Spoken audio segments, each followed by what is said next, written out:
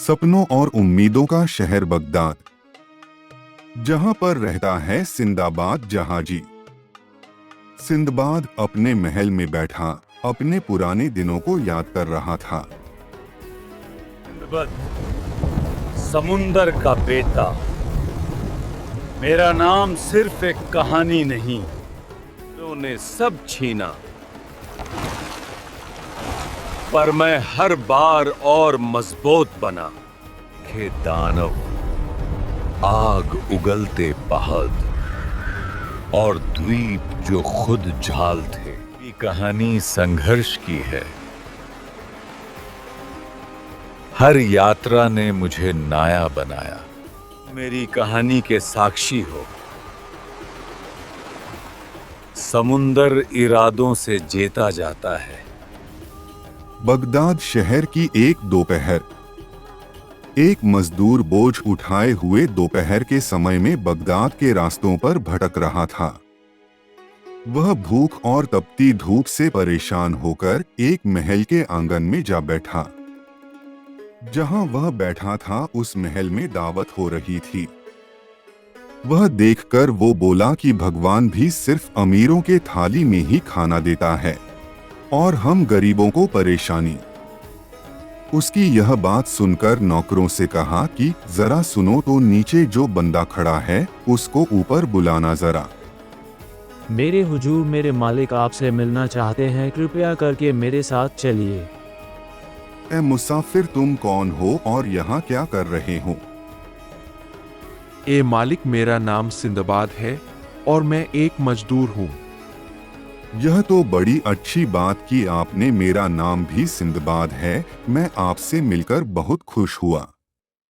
मुझे जानकर खुशी हुई कि आपका नाम भी सिंदबाद है, पर भगवान का खेल देखिए कि आप इस महल में है और मैं सड़कों पर।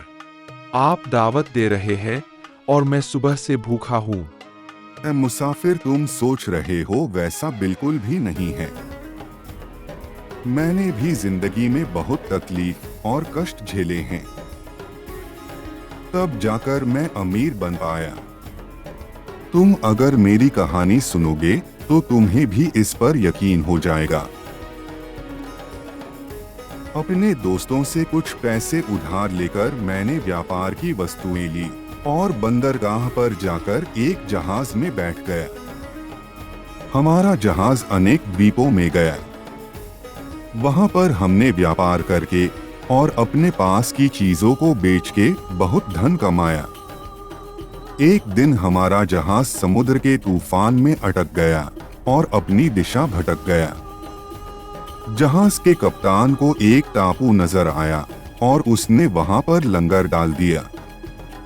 तूफान से बचने के कारण हम सब लोग बहुत खुश थे। वहां पर हमने कपड़े धोए और खाना बनाने के लिए आग जला दी।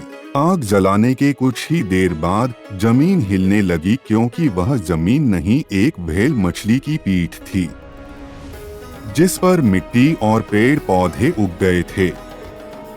और आग की गर्मी के कारण वह जमीन के नीचे से दैत्य व्हेल मछली जाग गई और उसने गोता लगा दिया। सब लोग जहाज के तरफ भागे, पर कप्तान ने लंगर उठाकर जहाज के पार खोल दिए थे और वह हमसे दूर जाने लगी। मुझे किसी तरह एक लकड़ी का तख्ता मिला। मैं उस पर सवार होकर समुद्र में गोते लगाने लगा। कुछ दिन इसी तरह समुद्र में बहने के बाद वह लकड़ी का तख्ता मुझे एक टापू के किनारे पर ले गया।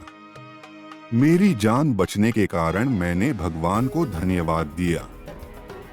बहुत दिनों से भूखा होने के कारण मैंने उस टापू पर बिखरी हुई फलों को उठाकर खाने लगा और अपनी भूख मिटा दी। किनारे पर टहलते हुए मुझे एक घोड़ा वहां पर बंधा हुआ दिखा।